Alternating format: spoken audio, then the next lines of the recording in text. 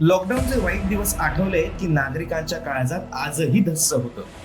लॉकडाऊनच्या काळात संपूर्ण जग ठप्प असताना त्याला पुणेही अपवाद नव्हताच. लोक घरात, रस्त्यावर शुकशुकाट आणि पुणे महानगरपालिकेच्या बसेसही यार्डात.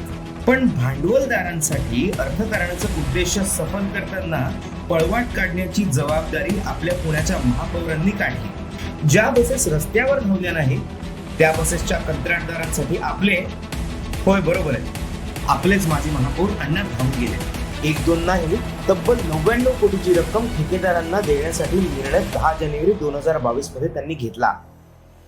संचालक म्हणून पुणे परिवहन मंडळात कंत्राटदारांचे त्यांनी हित जोपासले. मग आता तुम्हीच सांगा, कोरोना हा पुण्याला पावला, टक्केवारीचे अण्णा हे ठेकेदारांना माल करून गेले. असा लोकप्रतिनिधी पुण्याचा समजा खासदार झाला तर शहराचा 7-12 बिल्डरच्या घशात गेल्याशिवाय राहणार नाही.